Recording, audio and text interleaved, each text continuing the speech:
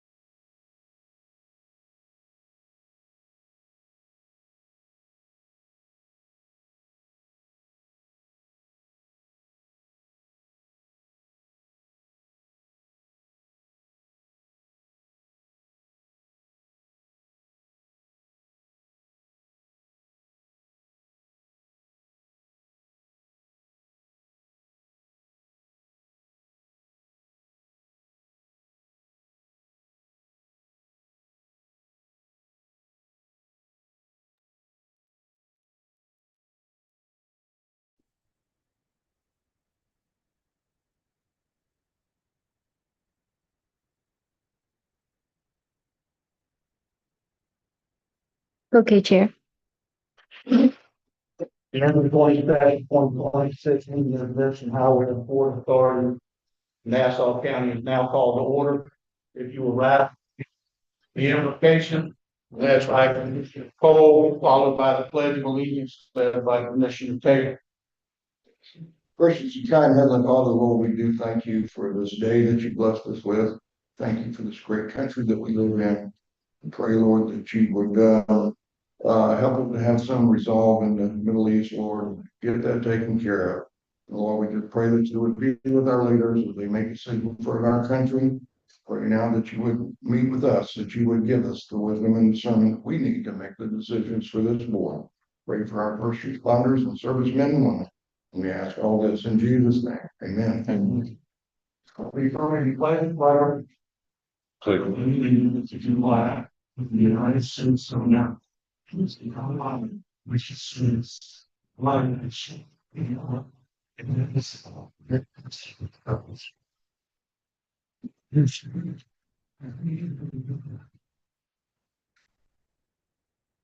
and then I think I'll vote. Commissioner Cole, For Commissioner Taylor, here, Secretary Treasurer Hill, Vice Chair Moore, here, Chair Nelson. here. We have a form. Thank you.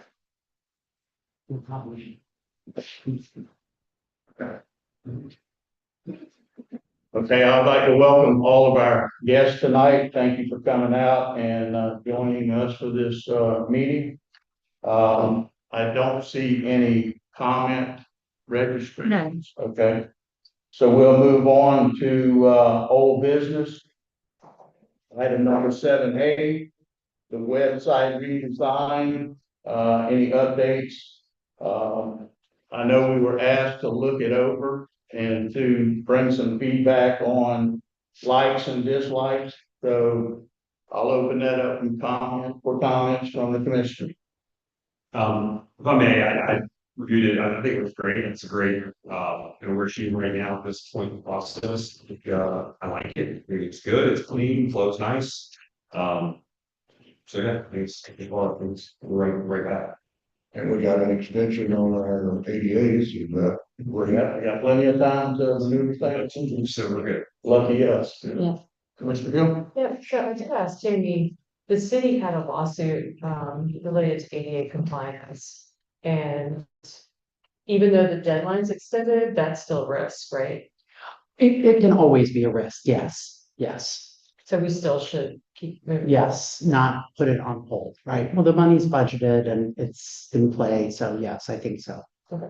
And then the pictures, some of them have watermarks and Shane suggested using her friends, who's a photographer. I would just ask, can we get the permission to actually use the pictures without the watermark? And what that, if there's a fee associated. Because it doesn't to me look very professional to have like on a public authority's website, the name of. It almost looks like it drifted off. Yep, I will then.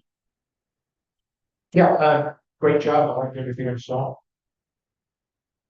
I think we need to, take it real, Commissioner Gill, that we need to move, ahead smartly with it, even though we do have the 2-year extension.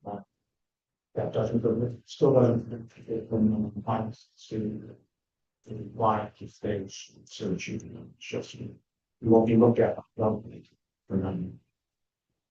So I think we're in a good process. Let's continue as rapidly as we need to. Agree. I think we have a launch date of the 24th of this month. So if you will, board commissioners, please take a look at your page, your individual page, look at your bio. Let me know what you want on it, what you don't want on it. You could email me and I'll just forward it to Lori. And then we could just clean it up before the launch. Okay. Any further comments? All right, move on. Fabric warehouse, Travis, if you'd be so kind as to give us an update on that. Yes, sir. The crew from Big Top actually started on Friday or Saturday and Sunday. Been there every day this week. 2/3 of the fabric is off. Probably it's 12, 13 different oval pieces of the skeleton have been removed. We still have the sidewalls, but I'm thinking at the rate going, maybe about the end of the weekend. But yes, sir, it is coming down. It's in the process. Have you already designated an area where it can be stored? As of right, sorry to interrupt. As of right now, the team that's taking it down is putting it piece by piece in certain sections. I was waiting till he gets done to actually have a conversation with them, the best way to store it, just seeing each section together. Per size section. So to answer that question, no, I'm not there 100% yet, but I am working towards that. Commissioners, any further questions and comments on that topic? I'll say how it's the job. All right, Sorry, Chair. The board received updates from Kyle Kaufman, yes. I forwarded the email from Kyle Kaufman. okay. And Commissioner Taylor, do you want to give an update on the meeting? So we had the co-interview with the consultants last week. We being myself and Rosanna's on call, and then I know there was a separate one that took place with Relay, and it was core industry experts, planners, engineers. A lot of information they already had, but it was really just kind of going through and seeing how we got here, what the process has been, what's been the concerns, a lot of concerns that we faced, based on the email. So the email I'm going to just point out, this is the Clough House relocation study to be delivered Friday 5/24 to the department. It will not be May 24th. It's going to be this Friday delivered to FDOT, and then we should have after any changes and everything, have it on May 6th in time for the May 13th meeting and be able to move forward and figure out which location at that time. Okay. Thank you for the update. Any further comments on that?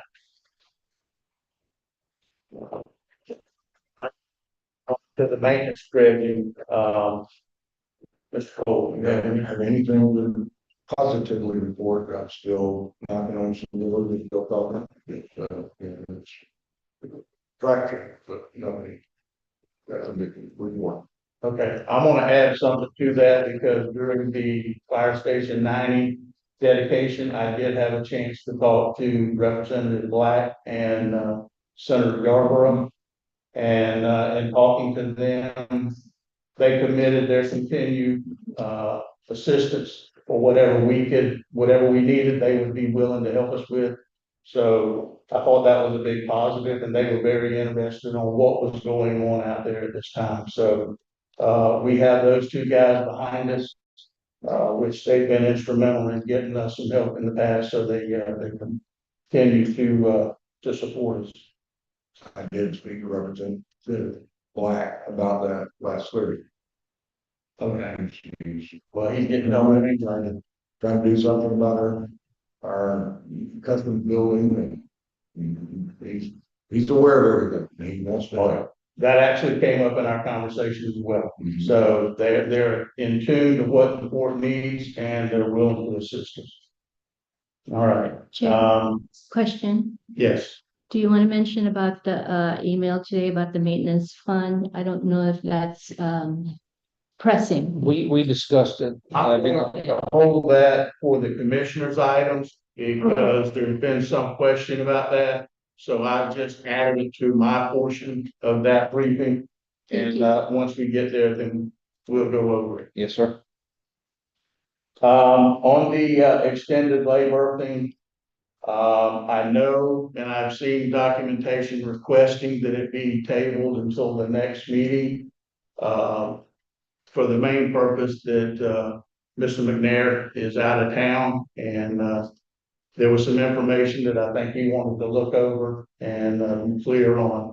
Is there any objections to tabling the MOU for the labor until the next meeting? Tammy, do you have anything on that? I do. I Okay. received a call from John Lassier, that represents the operator this afternoon. And he said he committed to, they will review, they're going to merge Vice Chair Moore's changes and the other red line version that we saw at the last meeting, which now has some of the DOT suggestions. And then take that document and then provide us with any suggestions or changes to that by next Wednesday. So we'll be by our meeting in May, we'll have that. So he said he would send that to me. Okay. Any objections to tabling and following the guidelines that we just heard? Okay, we'll move that forward, and we will table it till the May meeting.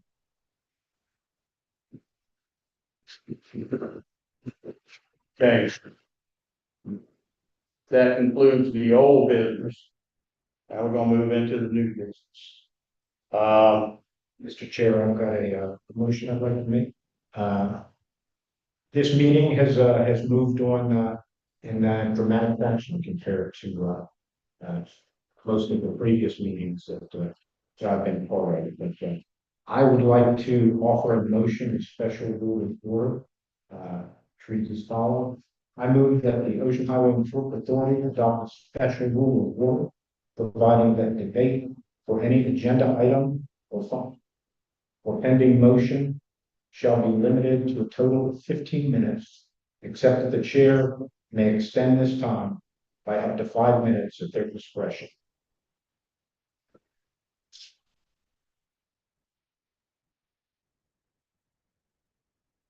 There should be a second, at least for discussion, or it will die. Do we have a second? It fails for lack of. I'll say instructions. Do that. All right, we have a second for discussion. All in favor, say aye. Aye. All opposed? No. Okay. So we have 3 that wants to carry the motion for discussion, and who opposed?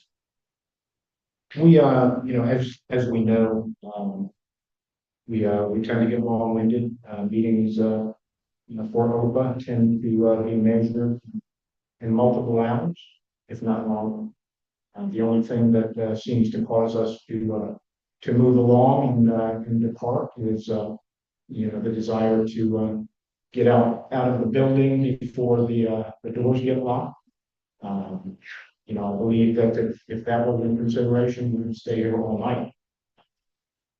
I believe that 15 minutes plus 5 minutes, as authorized by the chair to extend the date, is sufficient for us to address the specifics of the issue, which we should have prepared for leading up to the meeting.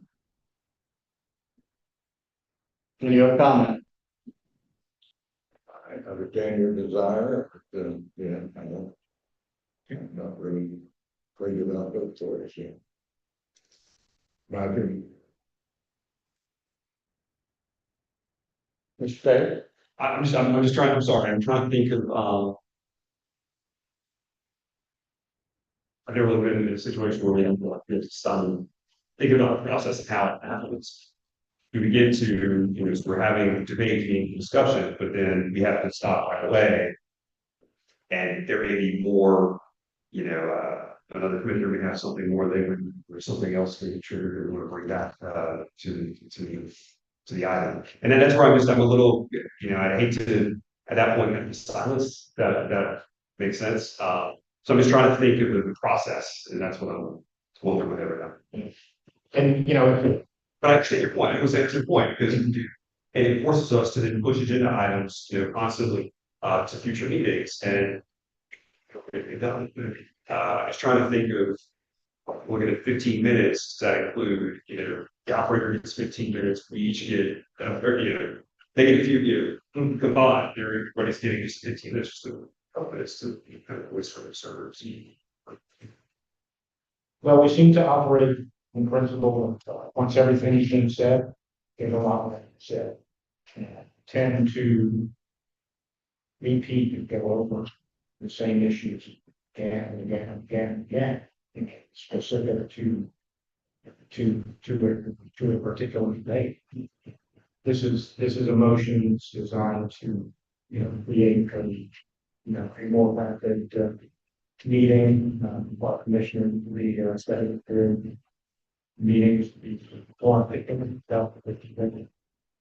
that move on.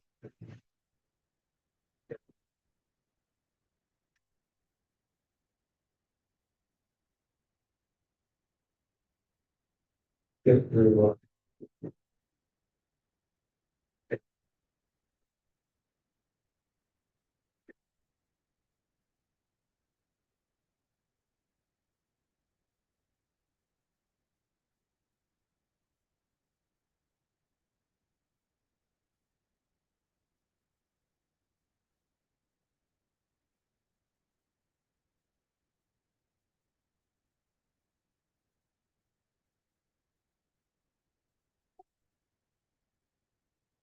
Chair Moore has about our things going on. I think an artificial time, like 15 minutes, while it would force the board to, at the outset, modify that time limit when it's appropriate. If we had an auditor come in and provide a presentation, we have something merits one time, we would be more thoughtful about when we extend it, and I think we could do that when it's appropriate. However, I think that in order to get to that point, we have to first have the advanced work completed. And that advanced hard work is having an executive director who manages the affairs, assistant board of contact with the board, who manages the meeting packet, who meets with individual commissioners prior to the meeting as needed. And perhaps having an agenda meeting with Rosanna as executive director, Annie if necessary, and someone from Nassau Terminals who will be there to highlight any issues, deal with receivables that haven't been, invoicing issues and other items that we tend to spend that, long time, but it's usually the business affairs that, it takes so long. Now, or So if invoicing matters have already been addressed, then it'd just be a simple report, and also it'll be a good sense agenda. You know, so I support moving to that model and maybe you can have bylaws. So I think, sorry, Chair, Madam, Go ahead. but it's Commissioner Hill's point, it's having those one-on-one meetings, it's with, there's a big legal issue going on. Having that one-on-one with Tammy, so we come in here, all that, it kind of, we know what it's about, we know what's going on. We may think differently and afterwards, they're having those discussions, but it doesn't get to a point where, okay, it goes on too long, or we gotta push it on, or one-on-ones with, say, the operator, about a specific issue. I don't know how much discussion is really taking place before this, but when we don't have an executive director and we're having to do all of those things out, here in the open, I don't want it to be a knee-jerk reaction to make a decision, because we've got 15 minutes to go. That's my concern. Again, I understand it because whatever we can do to, stop the meetings from just dragging on and things down, down the road. Forward. I believe the motion has validity because if you just pull up the last couple months worth of agendas, you don't see the same items. And I've compelled the board that we need to be more aggressive in making the decisions and moving on. But sometimes we slide right back down in the trench. And I think, not putting words in Commissioner Moore's mouth, but I think that's what he's trying to say is we need a guideline for where we will stay fixed on the subject, make a decision, move on. If we need more time, I didn't hear anything in the motion that would eliminate more time. We can get the time that we need, but to try to stay as you try. That would keep us from wandering out the leg. Stay on track with the subject matter, get it taken care of and move forward. And Tammy, I believe that, within a motion like this, there's always the opportunity to suspend. Sure. Yeah. Yeah, a majority of so the way that it works is if the board put this in place, I mean, it's not a law, it's a rule of procedure that this board has agreed on. And it can be changed at any time. It can be suspended just for that meeting, just for that discussion. It can be suspended indefinitely with just a majority vote. So it could be suspended by majority vote or by unanimous consent. Yes, So the chair would have the authority to stand by unanimous consent. based on what you read, the chair has the unilateral authority to extend for 5 minutes. But beyond that, Yes, if there is a majority. majority, then you could ask for unanimous consent and Or just a majority vote. If the majority agrees, unless you all state that you want unanimous consent for a particular change, then it's majority. Is there a better limitation of time that the commissioners would accept in order to keep this alive so that we have a guideline? If 15 minutes is not a month, to your liking, could we go 20 minutes, 25 minutes with a 5-minute extension and limit it to 30 minutes? I mean, we have to try to do something, where we can stay on track. Couldn't any point we have a motion and second and get into those debates, could the chair just call for the vote? Yes. Or any member under, I mean, Robert's rules, we roughly follow calling the questions the same from any member. So we just need a time keeper, someone to keep us on toes. We're doing this for 15 minutes, so. I think the basis of the motion has validity, and we definitely need to, if it pleases the board, we can table this until the next meeting. And that way you can think on it, maybe you come up with a better idea, but we need to stay focused on the subjects at hand. Okay, and we need to move forward. I mean, it's getting to where we can just run our agenda through the copy machine and just make another copy of it, put it out. we don't need to be doing that. We need to make some progress and we need to move forward. Agreed. All right, so Tammy, we can table this to the next meeting for further discussion, and I think to the commissioners, think about it, come back, at the next meeting, and we'll see where you go with this. But, we definitely need something to help us along. I would then recommend that Vice Chair Moore, you withdraw your motion. You say it for the record if you agree to do that. If you withdraw your motion, then you make a motion to postpone to the date certain, So withdraw and make a motion to. please. Postpone. Okay, so I withdraw my proposed resolution and make a motion. To postpone Postpone the resolution until the May 13th. May 13th. May 13th meeting. Perfect. Now, from a voting standpoint, it's from a simple majority to a 3/5 majority. You, not for this motion. This motion requires just a simple majority to postpone. Okay, Yep. Okay. And if there's anything at the next meeting, everything is up for discussion. There's no motions on the table. There's nothing. You can decide that instead of a simple majority for your rules, you want to have some other voting requirement. But tonight, simple majority on the postponement. Okay, do we need to vote on it? Yes, please. we have a withdrawal of the motion, and we also have a motion to move this, table it to the May 13th meeting. Do I have a second? I'll second. All in favor, say aye. Aye. All opposed? Motion carried. Thank you. All right, let's, get an update, on this, pilot payment projections that we received from Relay. I think what we saw is disappointing.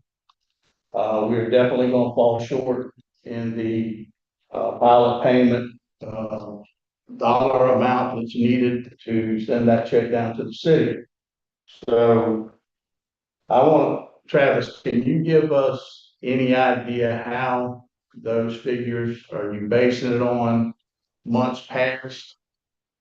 We're basing it on a forecast that we got from our customers, and it's a forecast that we had in November, December for 2026.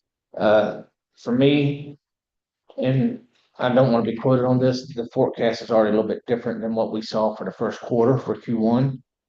But to give you projections based on something I don't know, because ships do move and do change, volumes do change. We went by the information that we had up front. It can vary, it can get better, but I mean, that, I think it's 38 is honestly based on what we have seen and what the forecast we've been given by our current customers right now. But it's not gonna change by 25%. I mean, No, sir, I don't it's gonna think, be a little bit of change there. But yeah, not 25%. 20%. Change we need to cover the 50,000. I agree with that. Especially that 6 months you're talking about. It's a good change. I mean, between now and then, I mean, you could reduce it by 6,000 maybe, 8,000, but there's still gonna be a deficit from the way I see it. Yes, sir. Which is not good. But we all know that it's all based on the revenue from tonnage. Yes, And when tonnage falls off, this is something that we all need to focus on. When the tonnage is down and you see the graphs going into the red, it's going to affect things like this. So we need to be cautious, and we need to start looking for resolution and resolve at that point, rather than waiting 3 or 4 months and say, oh my goodness, we're gonna miss tomorrow. But I think this is something, and I said it in the last meeting, that we need to watch on a bi-weekly basis, because it's gonna take him time to figure the tonnages and get them out to us, so that we can figure out where we're going and what we're gonna need to do. And we all know that, the difference is gonna have to be made up. We just we can't play with numbers like that. It has to be dealt with. So we'll follow this. If you will just keep those, if you see any changes, if you'll update them and send them out to us. Any So any that variables. I mean, we're live going along. We know exactly where we're going to end up. That way we can discuss it, with Ted. We can discuss it with, management on your side, just try to figure out where we're going with this. Any other comments or concerns on that? So I would suggest, if you could send us a forecast for next year. For next year? Do you have all your forecast for next year? Because the question is, should we change the amount? Again, it's gonna take 2 to 3 months to change the amount. So affecting this year is almost impossible. Yes, sir. But obviously, if we look forward, we don't want to get into the same situation. This is at least for 5 years, right? So we're in year 2. Do we need to change that? Do we need to up that to, 17 cents a ton? Should we do 20 cents a ton? We need to make sure we have that dollar at the end of the year, right? So should we, again, knowing that it's gonna take 2 or 3 months to publish a new tariff, et cetera, should we move forward? So looking forward even that next year, what is the tonnage expectations in the forecast if you have one? I don't have one currently. I will work on that. So we had asked previously for an agreement to cover those tariff funds, and we never received anything. We Right. hoped to have this year. So we could cover last year's, what we had to cover last year, right? So last year we had the same problem, 39,000 like that. And we had to cover the difference, right? And last year, obviously, we didn't have a full year of collection. So we were hoping obviously this year, with a full year, we would actually be over $50,000, and we were looking for the ability to reimburse ourselves from that extra so that we could be even, essentially back to even. So unfortunately, yeah, the forecast is more or less than $50,000, which is in the same boat, come down to ton. In all reality, it can go down even, because with the status of the war in the Far East, that could have drastic results. What we've been projected, it could be a downturn. With the cost of fuel, that's going to be a big factor, because people are going to look to ship cargo closer where they're at rather than the economics of where we're located. I've seen that happen. So we need to, right now, we're bouncing on the penny. It could go, you see what's happening at the gas station. Fuel is going to be, it's sad to say, but the shipping business runs off. That's where they go. So I think we should ask Relay to come back with a tariff amendment that doubles the rate and show us what that would look like, and if they want to propose an alternative to that, propose an alternative.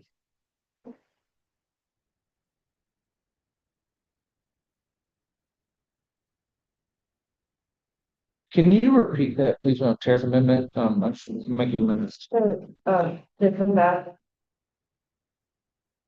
that shows an effective doubling of that, what that would look like, and a projection of what the fees would be.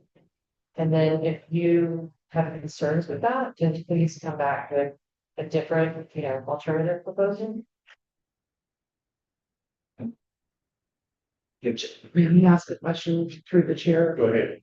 Commissioner Hill, so I'm just trying to make sure I understand. So there was a tariff in place, and then in 2022, there was an additional tariff added. So is it both of those together and then doubling that? It's $1.75 per ton There you go. is what it was added, And obviously, what we're talking about here is 17 cents per ton. Oh, 17 cents. Yeah, 17 cents per ton right now. For this this tariff, this, 22.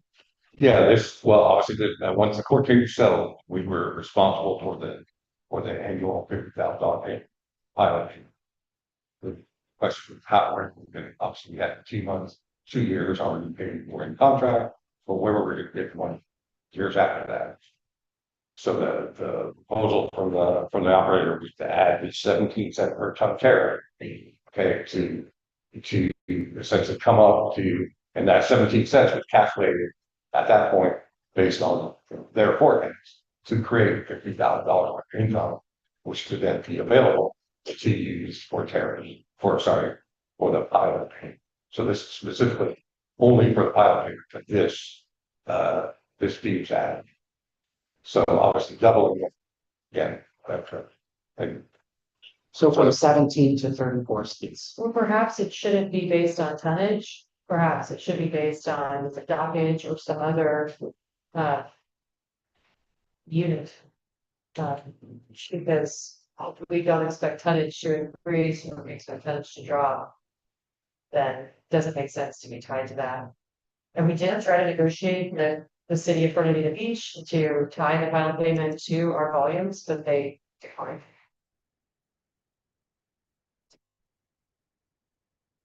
Travis, if you could mention, in your report back to your man, that in something this critical, and I totally agree, does not need to be associated with tonnage. It's too volatile. You can make it this month and next month you'll be in the drink. It needs to be associated with those vessels that tie up to that. Whether it's a surcharge or it's an addition to the docket or whatever it may be.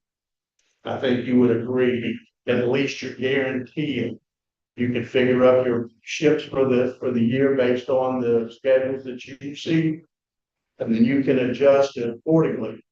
But ship association would be a whole lot better tonnage. So, But I think if we tie it to document, that has a specific meaning. Collaborate agreement, the tariff, document, here. Well, understand, but if we come up short, the only option we have at this time is to go to the operator and say, this is what's in the kitty. This is what we're going to need to fulfill our obligation. And we're all sitting here looking, and we know that's going to happen. Okay. We're going to have to go to them if we have a shortfall, which you can pretty much rest assured it's going to.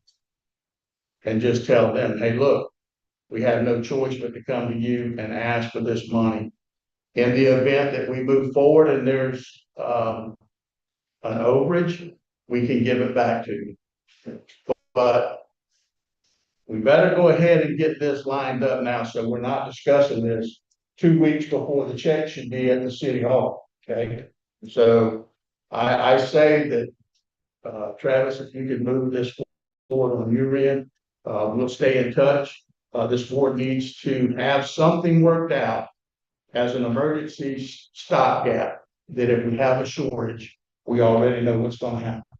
Okay. Because the operator's working with the customers. So my concern is, you start increasing the tariffs. Well, look, how's that going to affect business that's coming in? And so, yeah, I agree. Travis, there's something you can do, something you can try to come up with, some ideas and plans, and of course, to help us out, so that you're working directly with the customers. I think that's cool. And we all know that it has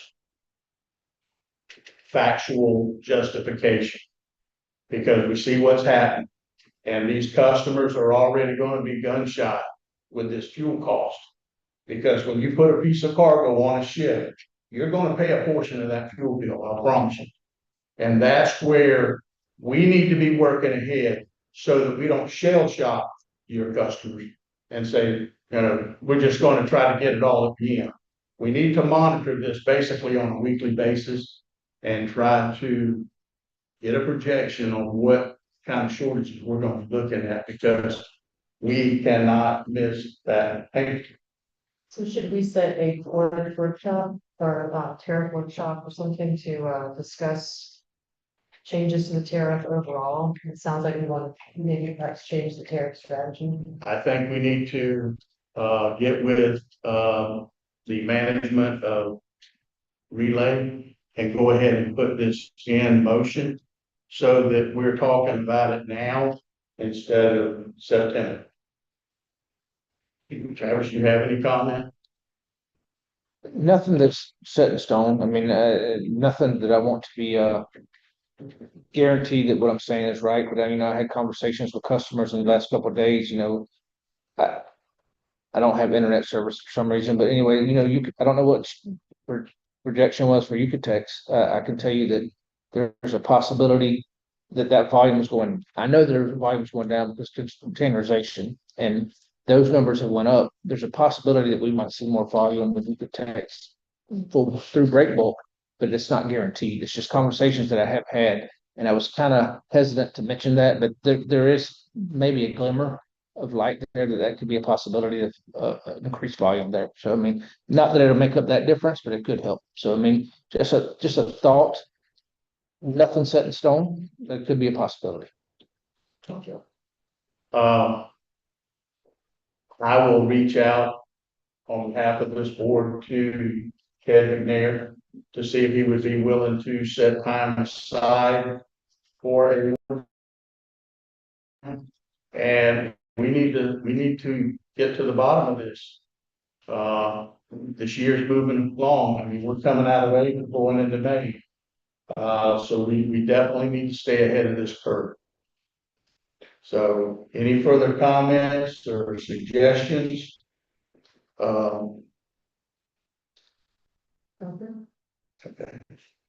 All right, so we'll do that. Trevor, you can brief him, then I'll give him a call and we'll Yes, sir. that's something. Maybe by the next meeting, we'll have something worked out where we can sit down and discuss this.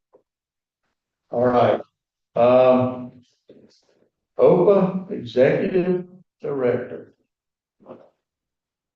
Looking at me, that's not my job.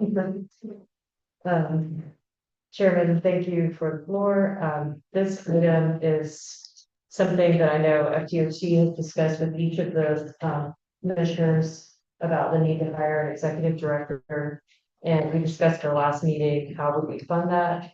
And you've received, a summary from FDOT regarding salaries at other ports. So I've prepared a draft resolution. It doesn't have a draft in it. It should, feel free to write draft across it. This really is just an outline of some of the concerns that we've discussed and that we have had with the current operating structure, new revenue, and how that should be treated, and the ability to fund an executive director.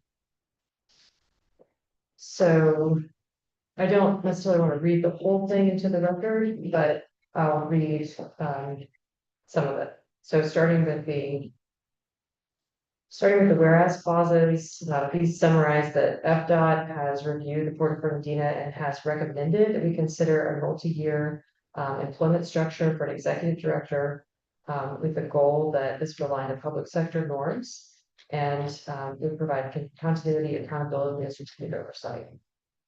So they advise that we should have a meeting cadence that is monthly, and that we should hire an executive director to support governance and allow management to oversee day-to-day operations. They recommended that OPA evaluate our commissioner compensation in context of long-term financial sustainability, including consideration for reduction in salaries to align to norms at other Florida ports, and to create fiscal capacity for executive leadership and administrative support. They emphasize the need for a written milestone-based path to profitability, including revenue diversification, lease and fee strategy, expense controls, and capital planning. And we've discussed the importance of establishing this role to ensure that these agreements and opportunities are evaluated in long-term best interest of OPA. So this would establish a public and competitive recruitment process for the position of Port of Fernandina OPA Executive Director. It would direct Tammy to prepare a draft multi-year employment agreement for the executive director position. Upon hiring the executive director, we would transition to monthly meetings. We would implement a reduction in commissioner salaries starting in May to the amount of $12,500 per year. And we would reserve those funds specifically for funding the interim report director and then the permanent director position. The primary duties of the ED would be execution of that plan with milestones to achieve long-term financial sustainability and profitability of Port and OPA. And that we would basically be giving a formal notice to FDOT with this action to reduce our salaries, to send an immediate signal to FDOT and the authority's commitment to fiscal responsibility and prioritization of professional executive. And this would also signal to future clients and customers of the port that this board is business oriented, because we want a single point of contact that is consistent and has delegated authority. And then we would establish a transparency first policy. No new business or amendments to existing agreements will be approved until the board has reviewed the full financial charts of the underlying proposal and obtained legal certification that those proposed agreements protect the authority's tax exempt status. We would declare new labor thing, specialized labor thing as direct management business, and that would protect the public's interests, provide future tenants with a secure government-backed agreement, and fulfill FDOT's mandate for revenue diversification. And then the authority would expressly move with maximum speed to facilitate city business, provided that the current operator complies with the transparency requirements necessary for to meet its legal and ethical obligations to the citizens of Nassau County and state of Florida. The authority would operate as the immediate extension to specialized maritime consultant, utilizing the savings from commissioner salary reductions and resources available via OPA's existing partnership with OHPA and the authority to seek professional representation to provide strategic consultation and oversight for all pending new business proposals. And that specialized marine consultant would serve the pleasure of the board for a limited term, including upon the successful onboarding of permanent executive director or the board's discretion. And the primary responsibility of that specialized marine consultant would be developing performance benchmarks and initial fee strategy that the executive director will be responsible for executing over the whole year. Just like a bridge the gap. So we immediately have opportunities that this board needs to be able to move on. And yet it's a very complex scenario we are navigating, and we need that advice and expertise in order to structure this new business appropriately. This new business is not under the existing operating agreement. This is a new potential operating agreement, and we don't have the luxury of sitting on our laurels to take action, and we need to make good on the commitment that we all made as candidates for public office, which is that we're doing this for the good of the people of Nassau County and the state of Florida, and that we be fiscally responsible. And so we really have an obligation to take action on our salaries. We have an obligation to take action that's going to be meaningful and durable, so that while that is a sacrifice personally for our salaries, that's not a loss for the court in terms of the expertise that we individually usually commit to day-to-day operations. I know individual commissioners go and prepare grant applications, and we put forth a lot of work on an individual basis, going and meeting with Finance Day at Drops, and all the time the chair and vice chair stood behind the scenes. Commissioner Taylor and Commissioner Cole, I know you're regularly going to the court and engaging in business discussions. But if you have all those discussions individually, and then you come back to the board meeting and we're, quote, not allowed to talk about business because we have 15 minutes for each item and a consent agenda that's already been discussed, well, who's going to do all that work? An executive director, right? So this resolution ensures that that move is not just taking our salaries and putting it into the revenue pool to be used for some other purpose. This ensures it's going to be used to protect future business opportunities, to ensure consistency, to ensure that our meetings are professional and efficient, And this resolution, I think, has all the components to achieve, what OPA needs to achieve, both in their term and long term.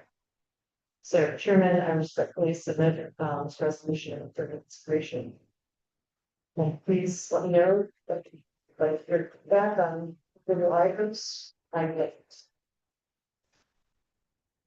Tammy, to move this forward, do we need a motion for discussion?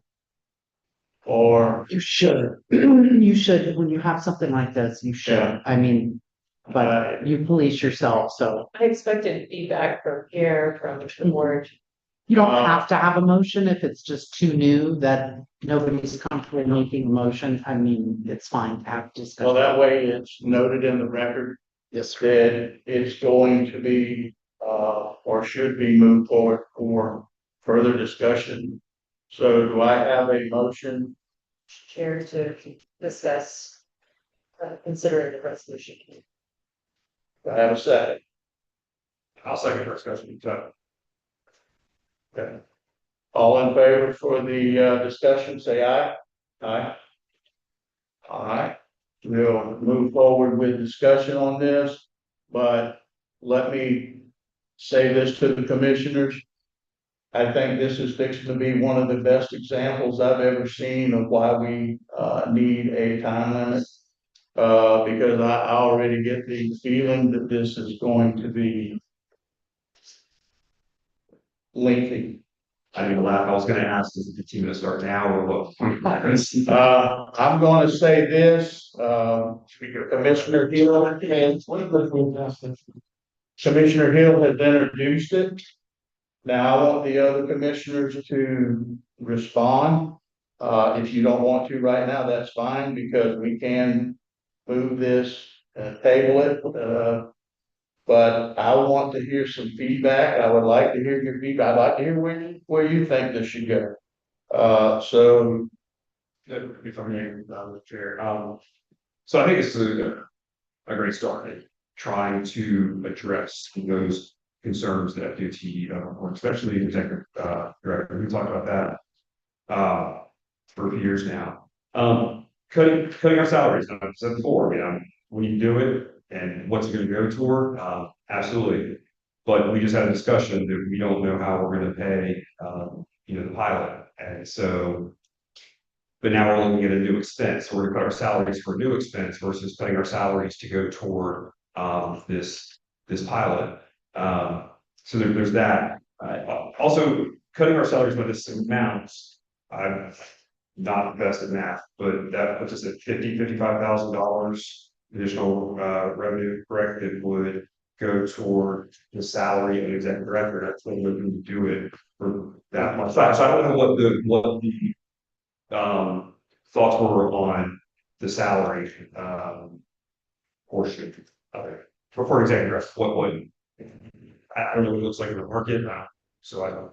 So you all saw the table that FDOT provided. Some of the items in the table were not accurate. They're like some of the salaries in reality they're actually higher. But for districts that are special districts, they're independent, where the board is elected and also does not have like some other public role where they have a separate salary. This is in line with what those board salaries are. And frankly, I think it's generous because when you compare us in terms of volume, we are one of the smallest, ports. We do have broader authority, but we're not currently, doing much else outside of the port authority. So it just seems like the most equitable.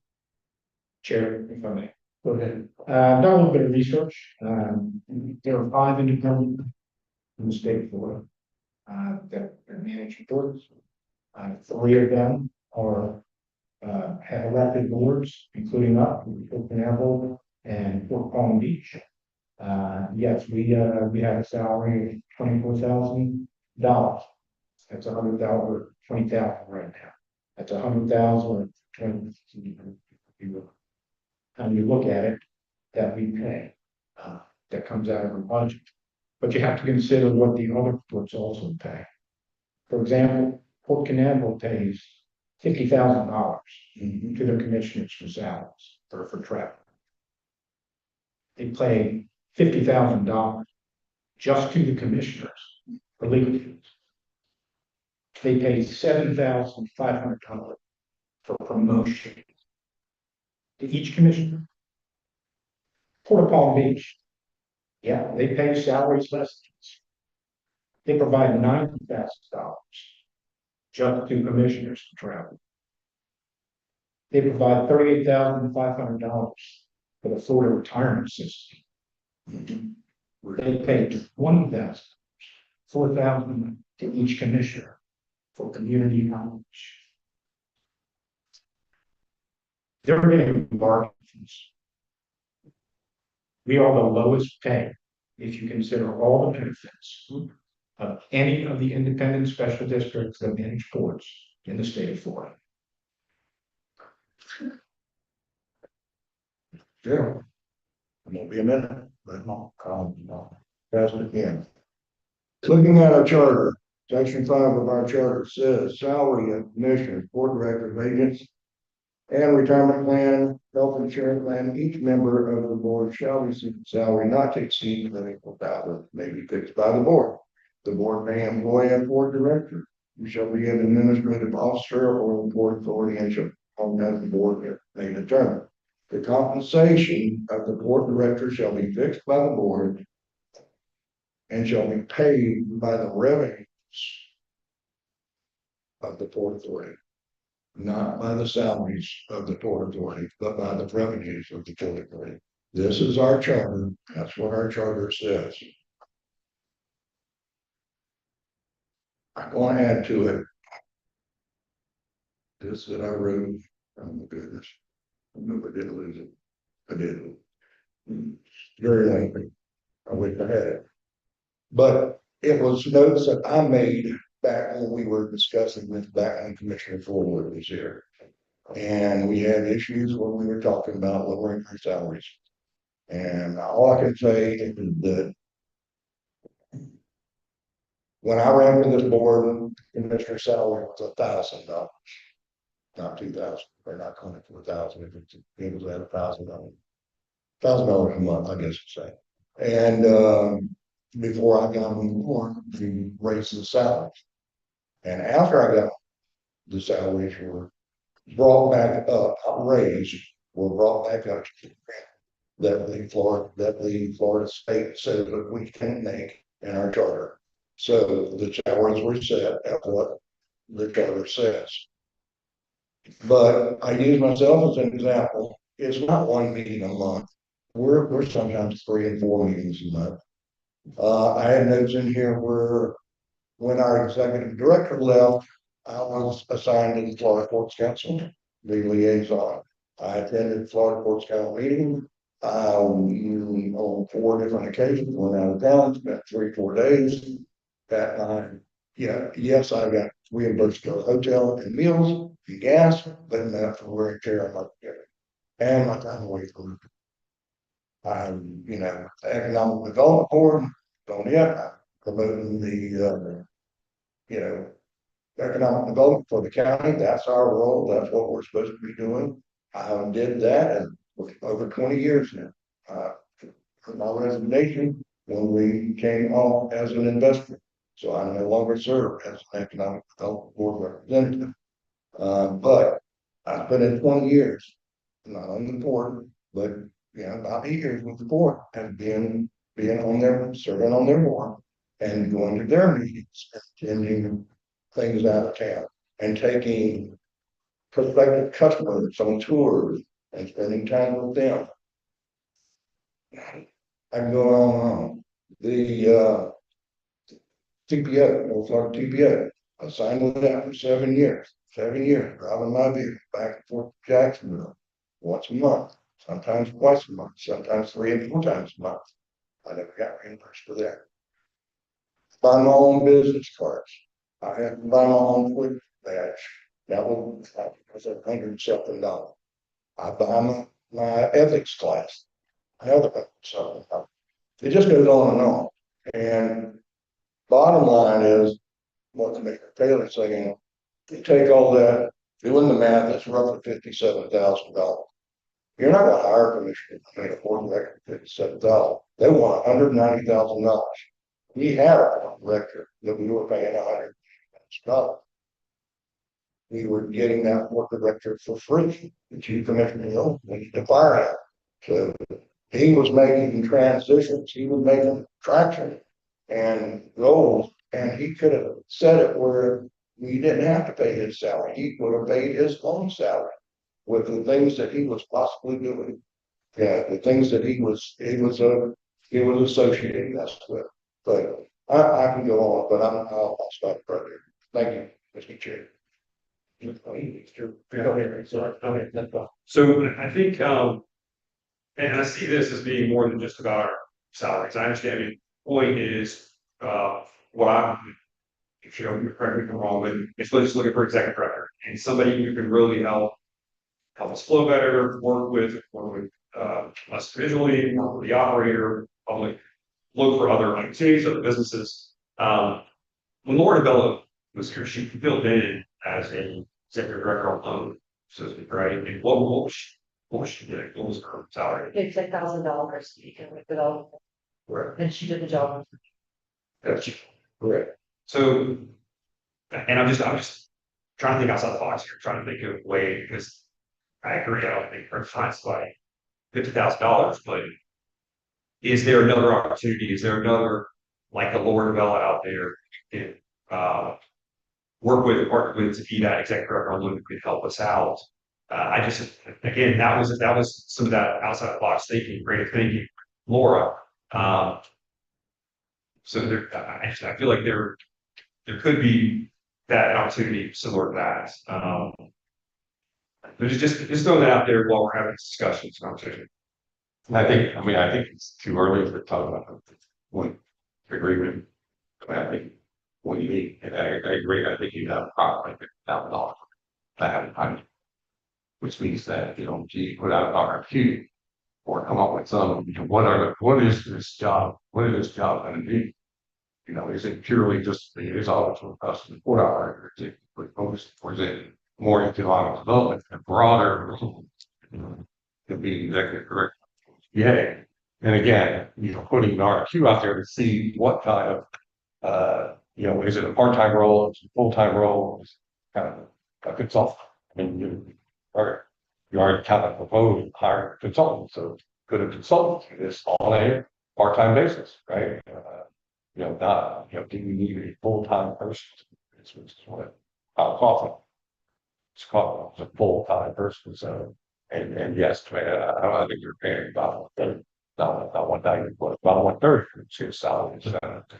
But I think, I think you're way, you can write a multi-year employment agreement at this point without, again, defining what the role is, defining, what you want this role to be, and then kind of putting it out there on a Q or P or whatever to see what's out there in the community. You have a lot of, I talk to people all the time, in the maritime industry, retired people, et cetera, could they fill this role on a part-time basis? So again, on full-time, what are you guys looking for? If those things be fine before we move into this kind of resolution.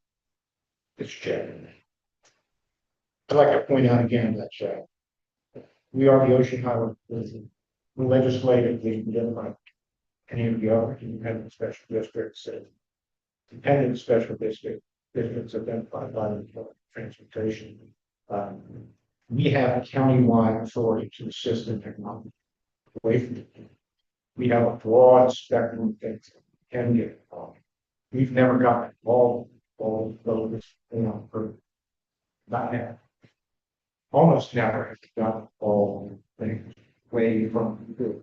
Always focusing all of us, especially one, but for and what has that got? It's got us in a situation that we're in. We need to broaden our portfolio. We need to look at mission business. So hiring a work director, again, puts us back in the forefront box, which is certainly an important box that needs to be filled. But it puts us back in that box. It takes our salary, the majority of our salary, hires one person to focus his exclusive efforts on the portfolio. That does not address the rest of our legislative mandate, which is to assist economic development throughout Nassau County. Also, the Duval County and Baker, two counties we have never.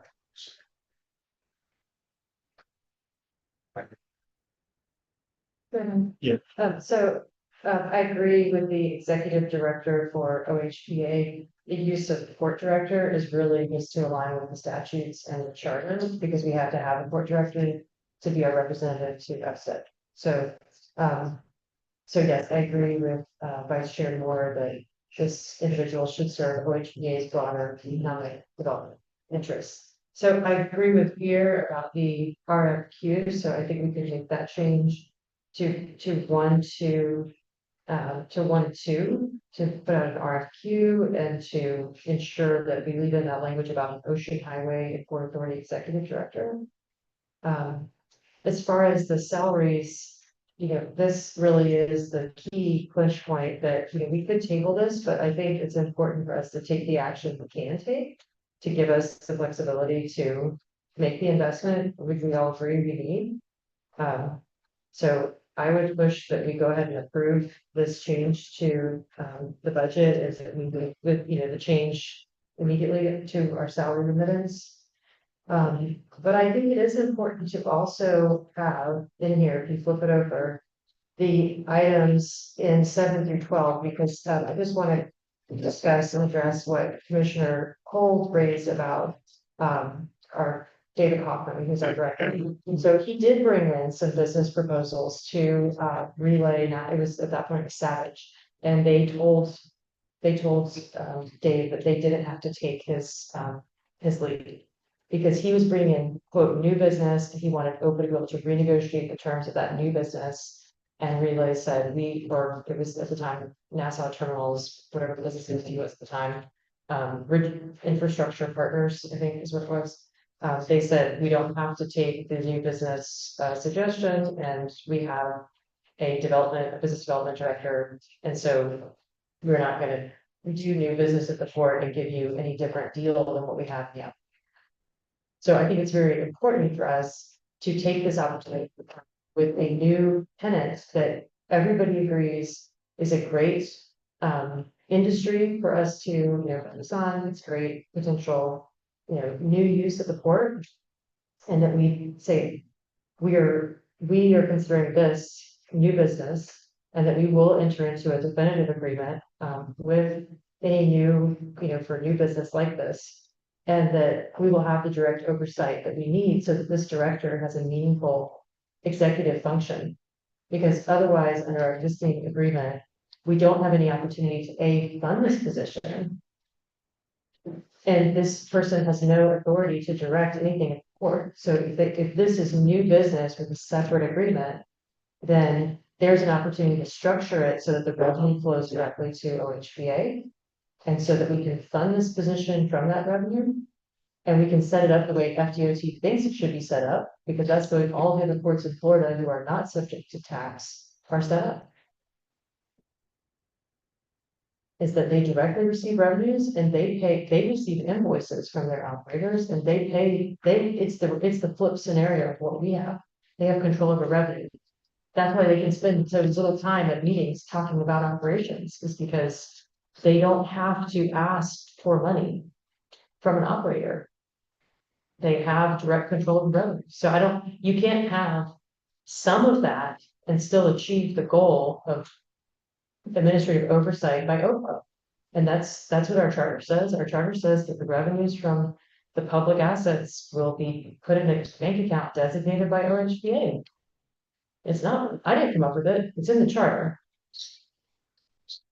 That's never that. It's because of the bonds. It's never involved.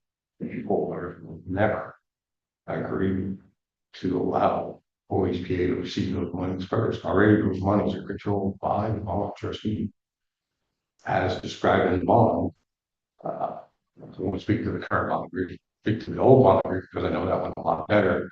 But obviously those bonds were collected into an account controlled by the trustee. And those funds flowed through 7 different levels. Okay, the first level was operating expenses of the port. The second level was interest. The third level was whatever they were. And only the seventh level was any funds after all those obligations have been met. And then those funds taken out to do anything else with it. But that's what the trustees are there. So I think, you know, unless you're talking about, if you're talking about a separate, what you're talking about is taking this labor thing and creating a completely separate operating agreement. Which again, I don't, I don't know if that's what you're suggesting or not, to remove that completely from the current operating. But I just don't see, again, I just don't see that happening as a, without significant, work as a bond trustee. And again, I don't know if the bond trustee can ever allow that. So, Here is that our line or is that, we had to discuss it We're- last meeting. We're a party to it. Yeah. We're the issuer, the operators, the borrower, and you have the trustee. So we've never done any audit of the operations of the port, the revenue of the port, the fees, because you've always said we audit just our administrative functions, and then they have their separate audit, and the auditors have confirmed we have audited our administrative functions, and they have their separate concerns. But in order to be, quote, like the other ports, OPA has to have control over the revenues of the port and to have control over the operations of the port. So I don't think it undermines our role as an issuer. I think it's worth getting bond counsel opinion as to whether that proposed shift, which FDOT seems pretty intent on, that we should, evaluate whether or not it does indeed violate. I mean, I don't think you're offering a bond. Are you? No, So- the operating. I mean, we should ask, like, what would be the impact and how would we proceed? Because, what I'm hearing is that we should be negotiating and getting a copy of this tenant agreement and negotiating that directly and separately from the operating agreement, which would take 400 feet or however many feet off the berth, which is subject to the current operating agreement. So I think it has to go before the bond trustee anyway. I think it is a change to the existing operating agreement, even if we accept that Relay is going to be the primary sub or the primary tenant, right? And they're going to negotiate for the labor thing.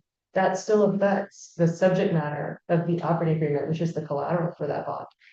It's a good operating. Because that operating agreement is only for cargo handling. It's not for labor thing. The operating.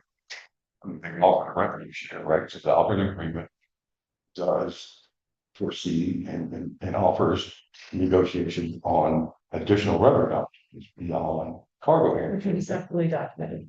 No, I don't know if it's separately documented, but it does that there should be a revenue share. Operators already offered a revenue share for that to the port. So there are additional revenues coming in from that agreement to the port authority. Could that fund, I don't know, because I have planned non-disclosure, so I haven't seen it. Could that fund your port director? I don't know what the value of that fund is, but again, they proposed 10%, or we proposed 10%. Commissioner Moore rejected 20%. Again, I don't know what the value of that is. Does that fund your port director? Here we see that 15 minutes. well, And can you I would like to, impose on this board for just a few minutes to let me give you my overview of this, because we have a tendency to be redundant. And I'm going to remind this board, some of you weren't here, Mr. Moore, but the others were. First thing with a commercial director is that the cargo that they bring to that terminal is at the discretion of the operator. So if the operator looks at the cargo and says that doesn't suit us here, we are not going to take it. Okay. And I think Dave Hoffman had some of those scenarios. I remember I was still the operating manager there at the terminal when, Laura Bella departed. Chris Ragucci took over as the port director. Okay, that didn't last very long. Okay, so it went back to where Chris would get the work. He would come to me, are we suitable for this? And there was times that he would listen and times he wouldn't. But in those times that he wouldn't, paid a heavy price. Just like the time that we took the concentrate off frozen refrigerated ship and we put it on the dock 2 days. Losing proposition. He came back, said, I should have listened. There's a moral to that story. We can get a port director and he can go get a list of cargoes, but it's got to be acceptable by the operator if he's going to handle that cargo.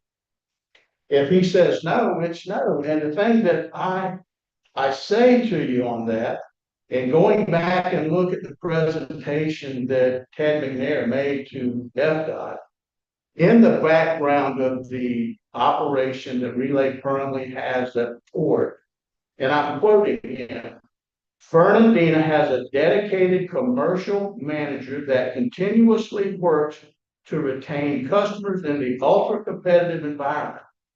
That's a true statement. If you've never been on a vessel operation, you better have a sharp pencil and be willing to stay up all night because you're going to. And it goes on to say, while seeking new business in age of global trade constraints, the operator has that covered according to his statement that he made to FDOT. My question is, why do we need a port director when they have an active port director? And I'm going to give you a little bit of history back on that.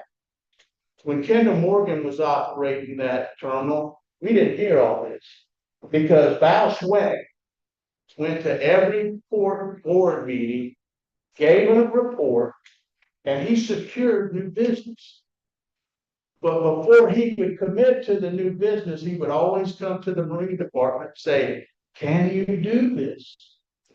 Can we give them what they're asking for? And the answer was either yes or no. If it was yes, we got the business. If it was no, he respectfully declined. My point is this. It's going to be up to the operator to pick and choose the cargo they want to come into the terminal. It's not the board. We don't have any right to tell them what they can and can't do as long as it's not something illegal. But they have commercial management that's taking care of this. They have people that are in contact.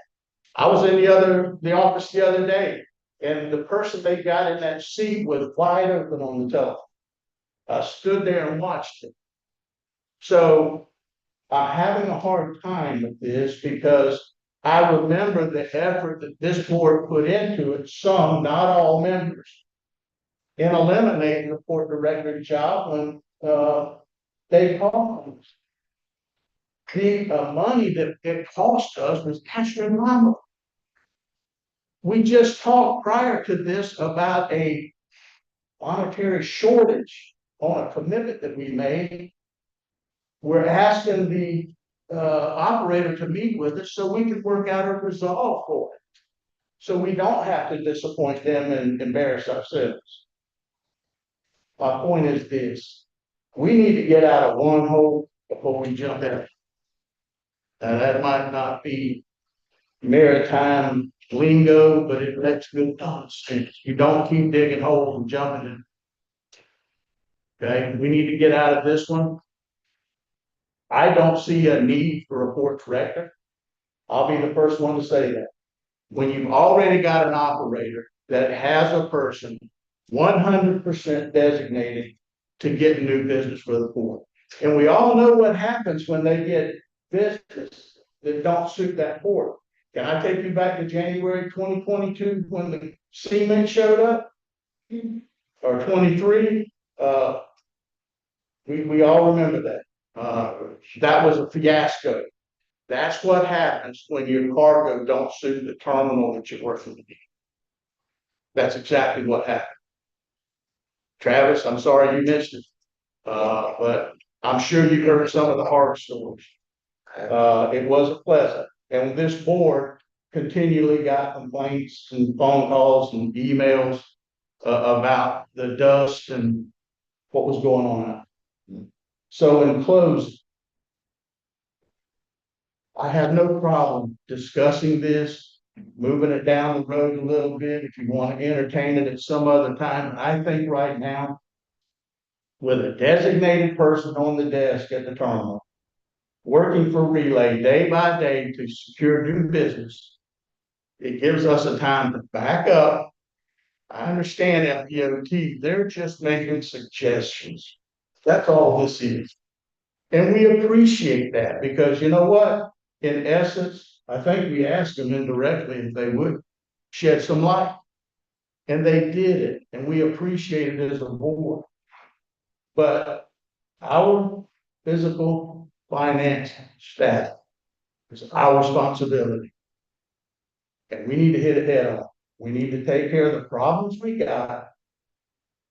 We need to move on down the road. At such time, this becomes practical. Then we'll look at it. But right now, I don't see the need. Anybody have any follow-up? Mr. Chairman, I'd like to follow this. Could we just limit it just to the salary reductions and not to designate it specifically for a port director? Well, let me answer that one. And this is personally, this commissioner, we had a budget deficit. And we all knew it was coming. There was not one commissioner that voted no to cut their salaries. When it's necessary and it serves a full purpose, I'm glad that I'm part of this board that will stand up and say, count me in. And that's exactly what happened.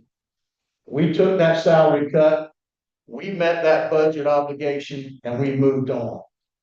I say to you, in this time, I don't see the need to arbitrarily cut a salary on a person that we can't justify and forcing that person on Relay Terminal that already has a person in that job. Chairman, Makes no sense. but to just take it just to the salary reduction, which would give us the flexibility to use the funds either for business development expenses, memberships on various organizations, or for other administrative, travel and business development expenses of the board, that they would be documented that that's what we're doing. But I'm willing to take out, the interim board director, I think, is the right move for the board. I mean, we've never had the budget to even spend the $10,000 that we spent, with the Economic Development Board with Florida Development. So this would, provide for that, and it would align us to what other boards are actually paying in terms of salary. If you were just changing for a minute, we're gonna take a 5-minute recess and then we'll reconvene.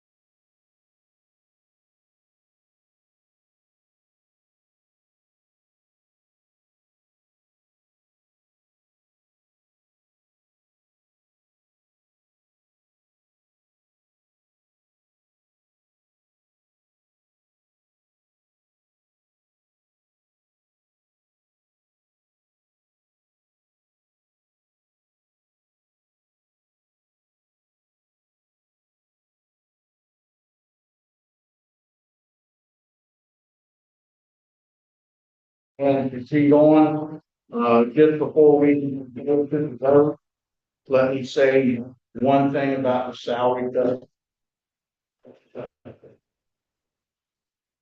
We need to be careful here. Let's don't jump ahead of ourselves because it may come to the point that we do have to make this salary cut in order to make that pilot pay. Don't rule that out. Okay, let's look down the road.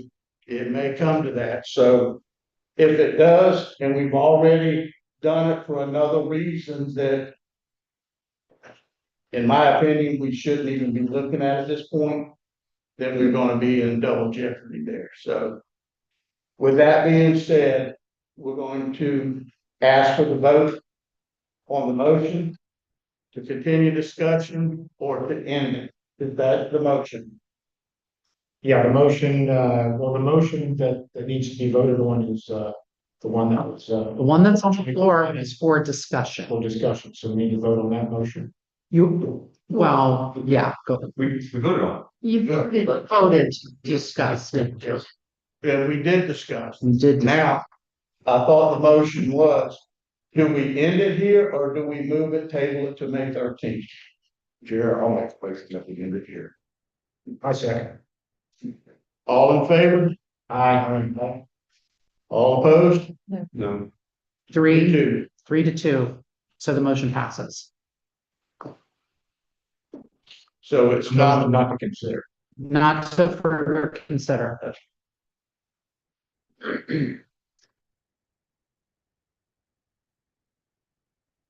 So there's a lot, sorry, Chairman, if I just ask for clarification, there's a lot in the resolution that it's really was says it's a draft.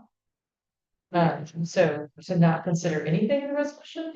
I mean, I think that that's probably up to the board has said, depending on what the maker of the motion, I'm interpreting, I think they need to probably answer that question. Let me clarify.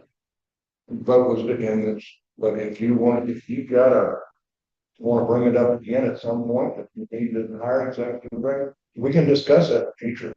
But as you said, it's not probable that don't too much. Just I'll tell you what, it's more feasible. And that's us digging in our pockets to pay the pilot pay. You better be prepared to do that. That's where I'm going with this right. Okay, and listen, I commend this board because when the question was asked, that, or the statement was made that we need to cut our salaries to balance that budget without hesitation. We done it, because that's right, we done it as a board. It wasn't just a couple of people, we done it collectively as a board, which shows that we do care. We're here at these meetings debating these things. But I say to you, we need to look down the road at what's coming at us, and we need to be ready for it. So with that being said, if there's no further discussion, we're going to move on. And because you clarified your intention, I mean, the matters can be just brought up again. Meetings per month. Have any questions on that? Have any comments on I do have, it? Okay. it goes, to our, dual responsibilities. You know, I would certainly be in favor of having one meeting that's directly related to the Board Front unit, and then one meeting that's dedicated to other business opportunities that both are making. You know, within the last week, there have been, several that have come up for consideration, or there's been just people have started asking questions about non-enforcement specific authorities of local business opportunities. They may not do the right things, but there are people that are starting to consider LOLA as not just for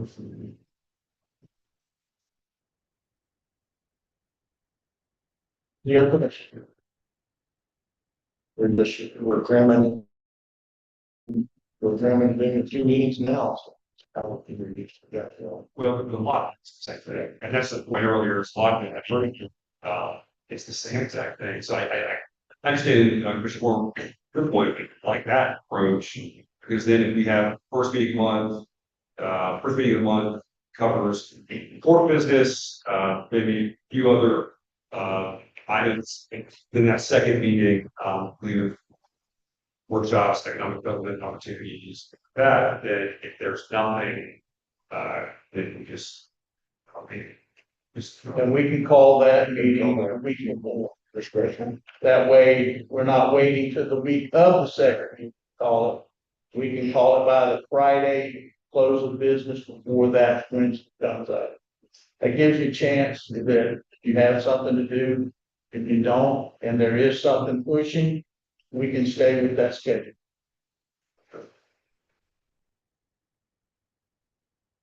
Are you looking for a motion? We have that, we just discussing at this point. We already did this the last meeting. We have 14 minutes. We already. It's all right. Let me say this, and we'll be done and move on. I say for the time being, because we're going into a serious negotiation on this MOU with this new lake ordinance. I think we leave the meetings as they are right now until we can get past this. If we're gonna make a decision to move on, I promise you, there's gonna be some questions and answers that you're gonna want. If not, then we will make that determination going into the summertime and back off of the second. Is that agreeable to the board? Okay, Yeah. let's don't cut our time. We need to make sure that we're available to deal with this operator and to get this passed. But let's take care of the business at hand. Let's get this done, get behind us, and then we'll. Any other questions, comments? Just a quick one, Sammy, how's your time looking? And I mean that, seriously, because that was one of the biggest, one of the concerns. This month? Last meeting. It's fine because I've been getting emails from Rosanna that says, just for your files, so I put them just in my files unless she asks me without, reviewing them. In the past, I reviewed them, and if she asked me for feedback, I've provided feedback. And she knows to text me, which is great if you need something right away, because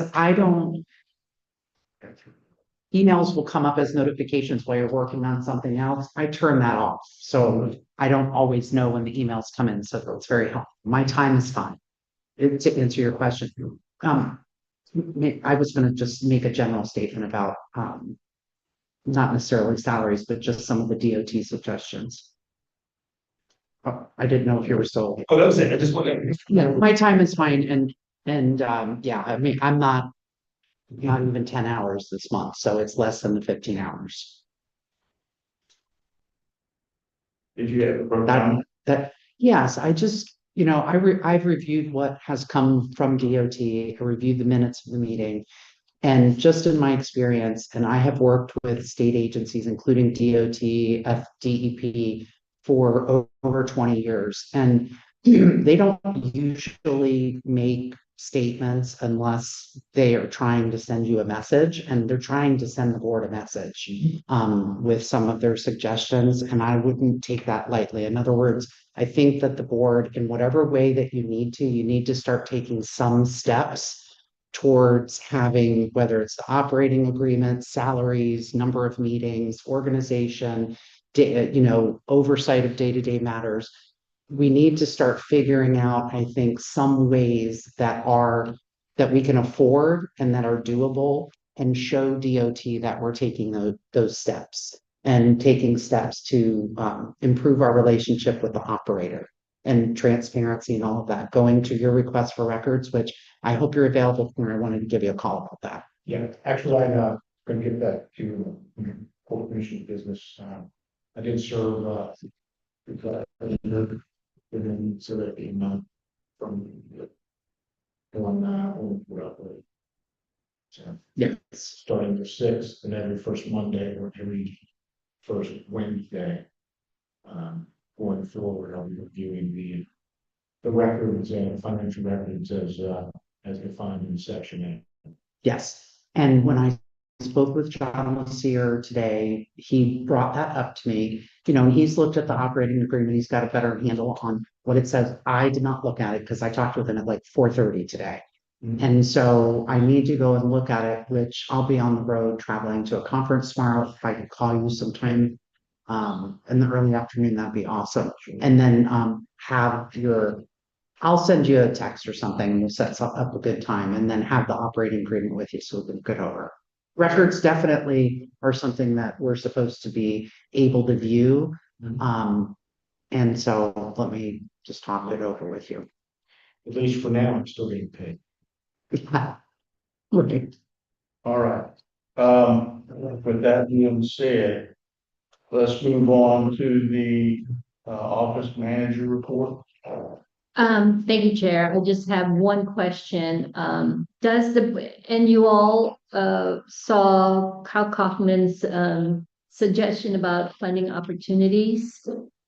This is, after our, FDOT annual meeting. So does the board want to invite Kyle Kaufman to make a presentation on his suggestion for May 13th meeting? He's open to presenting. I to the think board. since he's put the effort into it, that we are to honor that.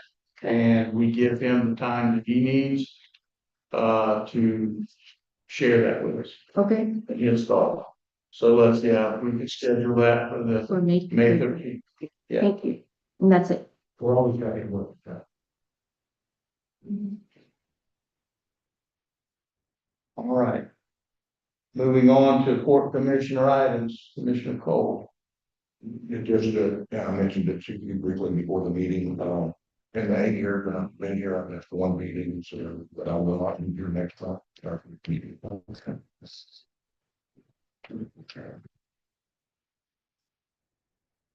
All right, Commissioner. Nothing major, just, everyone is a happy Shirt Fest, next week. Hope to see some of you down there and it's free Thursday, about 6 o'clock. So, see you. That reminds me, on the shrimp yard there, can we make that available to commissioners? There's some that's asked if they can come in the park, so I would just suggest they go by see security and be directed. That's Perfectly okay fine. with you. Okay. I'm sorry, you, Southwest Company, correct? The Shirt Fest parking didn't work out. Gonna be the two lots, so what I understand. So they're not gonna do the one down at, no, that's what I understood. So we'll, Commissioner, just remember that, Tammy. You're welcome. Oh, thank you. So, Can I go back to the how come to present? Yes. I was just looking, that email was not sent to the operator. I think did you include that? I forwarded and, I thought I saw it. my responsibility is to the port. No, I understand that, but obviously this is, so the Kyle Kaufman, I don't know if you read the email. Yeah. Kyle Kaufman has offered to address some of the smaller projects at the port. and I think he got that from Ted. I think those figures actually come from Ted, on the miners. Well, that was from, yes, that was the report. Well, obviously, they've made an offer to provide the funds immediately to do those projects. Now, those projects, it's all matching requirements from the operator. And I don't know that it's been sent to the operator. I'm sending I'm it just right. saying.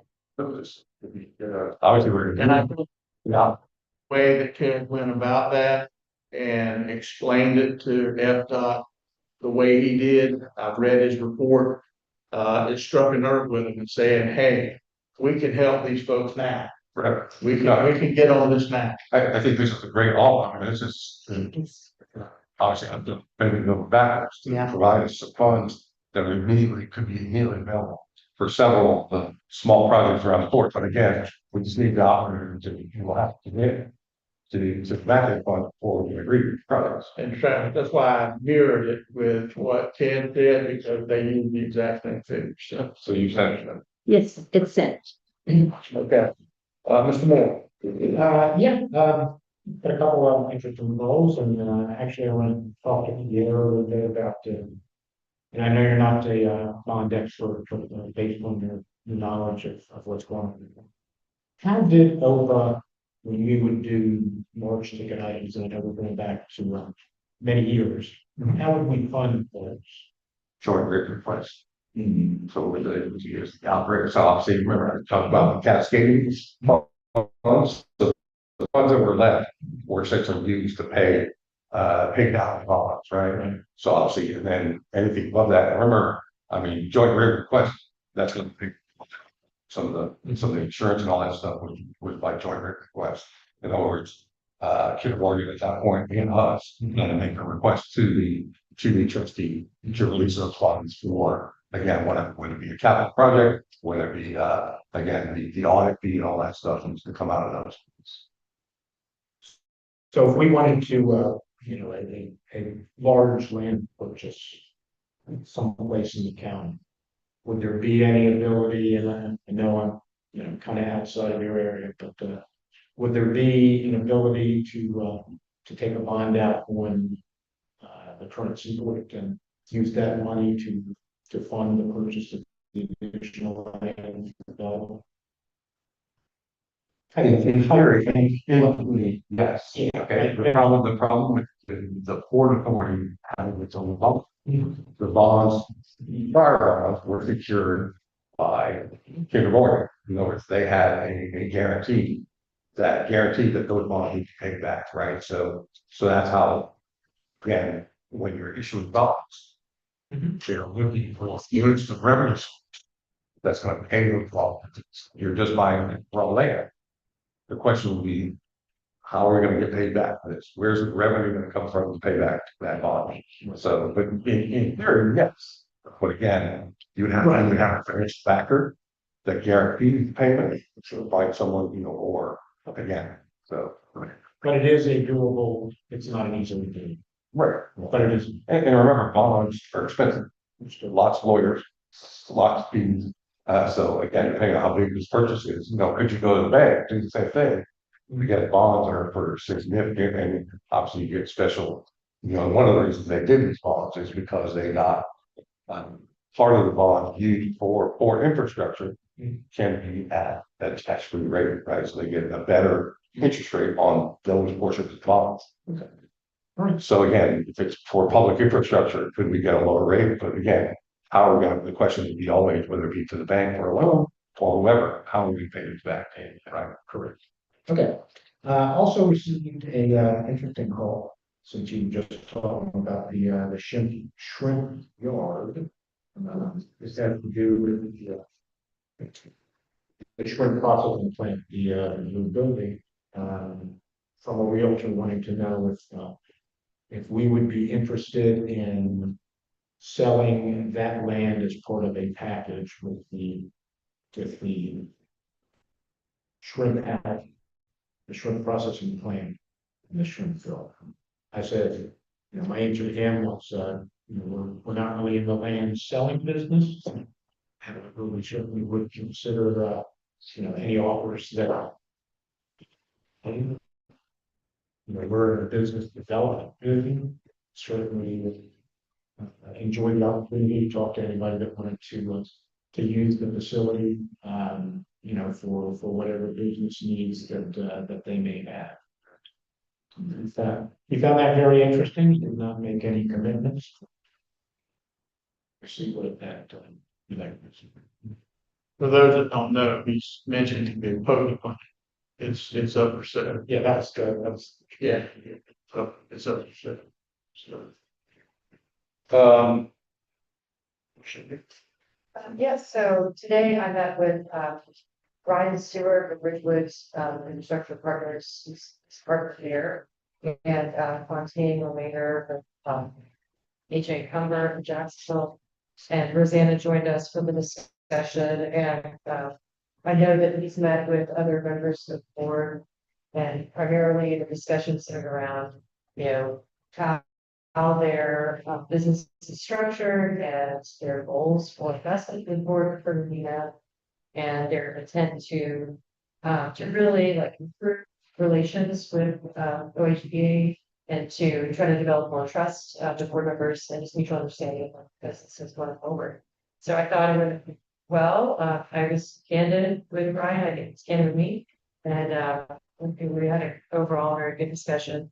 And he did commit to share some additional documentation with Rosanna related to like the overall structure of the company. And he did agree that any, future agreements should have the customary assurances that a government entity would expect, including, certifications regarding ownership, all those things that you normally see as a boilerplate at the back of a agreement for public infrastructure projects. So it was kind of refreshing to have the discussion with someone who's had a lot of experience in the past. But it's very good. I just did also want to ask about festival. I know in the past there's been issues with like congestion, and if there's multiple ships expected to be in port during that weekend, it'd be very challenging. Are you expecting? That's next weekend, correct? It's the first weekend of May every year. Yeah, so next weekend. Yeah, there's not an issue for vessels. No vessels scheduled. We have a SCA vessel working this weekend, Summers Isle next week, and then on Friday. All goes well with Crane, but after that, I'm nothing on that following meeting.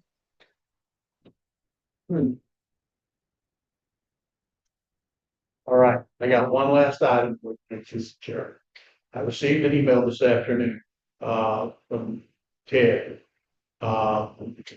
Travis is sitting here, so he can answer any questions.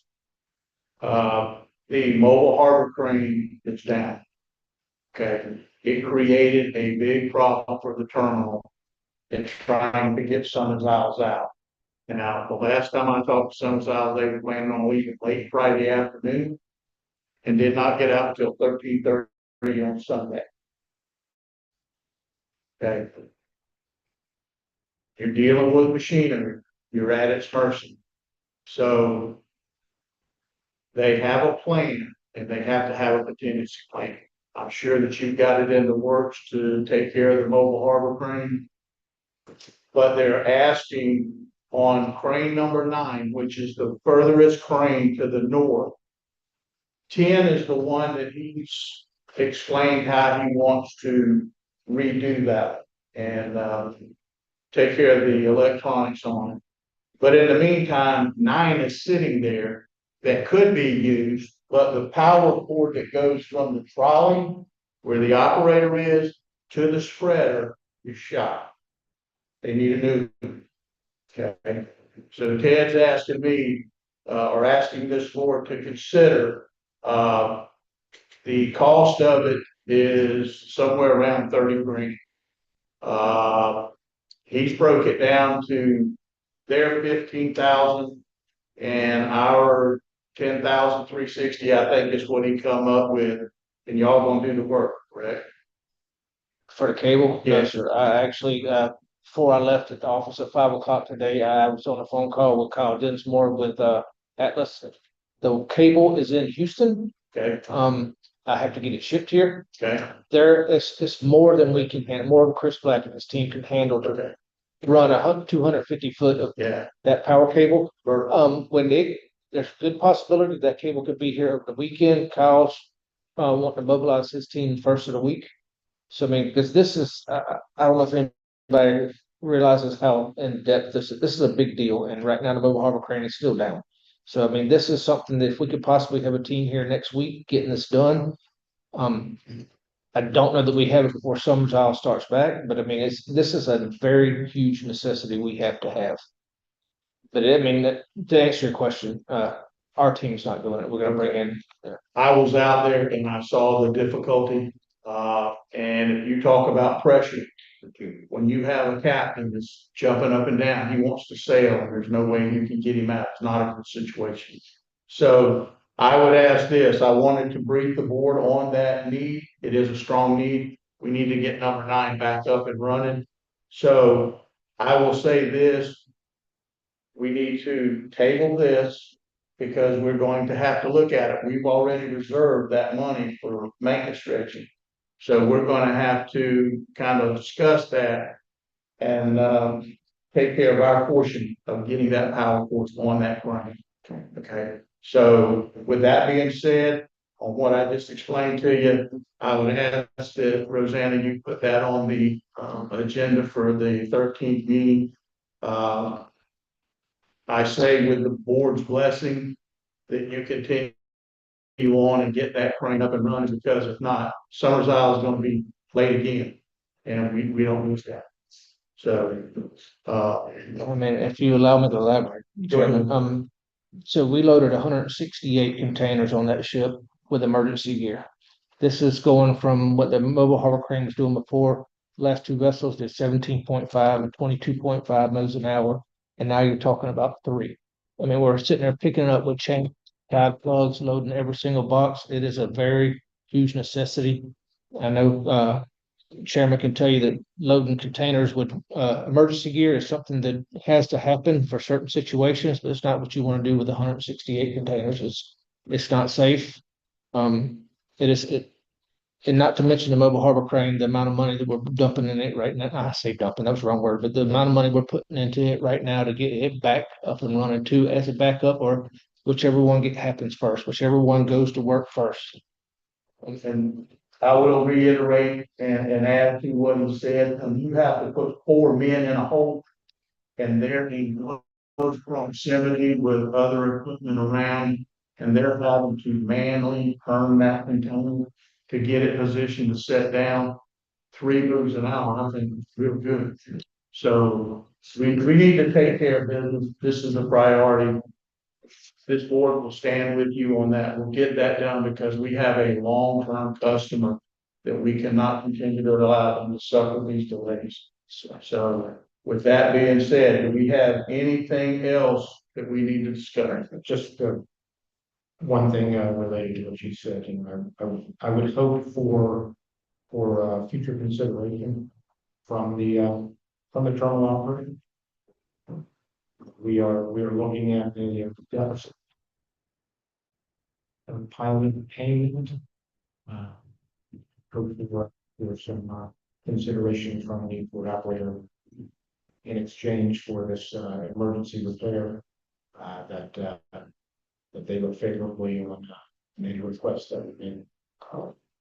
I will take that to the board, to upper management, and I do. Should not mention, well, to be honest with you, I got about $30,000 in that mobile harbor crane this month. This month, we're not even talking about crane 9 yet, for another 30,000. So I hear you and I understand that and I respect it and I will take it where, but I'm wanting to elaborate on that as well. Was that a heating problem with the mobile harbor? First, it started with the same cable, the Beloga cable. It came down and dropped down. We had to bring in a tech from California for leaving. The only person we could get there. That was a $14,000 bill to fix that. Since then, we had a coolant hose, one of the rubber hoses that bend and go into the radiator, blew. Got a new one, formed it, got it back in there. But the main problem that caused that is it had 2 or 3 different thermostats that went out, which made it overheat to do that. And she's in need of some rehabilitation as well. So I mean, there's a lot of things going on that we're trying to band-aid right now, to be completely honest with you. I understand your frustration, and I understand your concern. So with that being said, any further discussion?